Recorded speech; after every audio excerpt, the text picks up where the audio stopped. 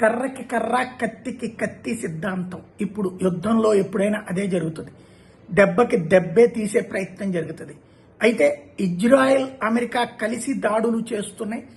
Israel మాత్రం అమెరికాకి కూడా చెప్పకుండా ఇరాన్కి సంబంధించినటువంటి దక్షిణ భాగంలో ఉన్నటువంటి గ్యాస్ క్షేత్రాల మీద దాడులు చేసింది. ఆ పక్కనే ఉన్నటువంటి ఏదైతే ఇటు వీళ్ళకి సంబంధించినటువంటిది అంటే ఇరాన్కి సంబంధించిన క్షేత్రాల మీద వాళ్ళు ధ్వంసం చేస్తే, ఖతార్కి సంబంధించినటువంటి గ్యాస్ క్షేత్రాల మీద ఇరాన్ దాడి చేసి పెను సంక్షోభం సృష్టించింది. ఇప్పుడు గ్యాస్ సంక్షోభం, ఆయిల్ సంక్షోభం ఒకవైపు వస్తుంటే, లేటెస్ట్గా ఇరాన్ ఇజ్రాయెల్లో హైఫా దగ్గర ఉన్నటువంటి ఆయిల్ క్షేత్రాల మీద డ్రోన్లతో, మిస్సైల్స్తో విరుచుకుపడింది. దీంతో మరొక కొత్త సంక్షోభం అటు ఇజ్రాయెల్కి రాబోతోంది. వరుసగా దాడులు, ప్రతి దాడులతో మధ్యప్రాచ్యంతో పాటు అటు ఇజ్రాయెల్ దద్దరిల్లడం ప్రారంభమైంది.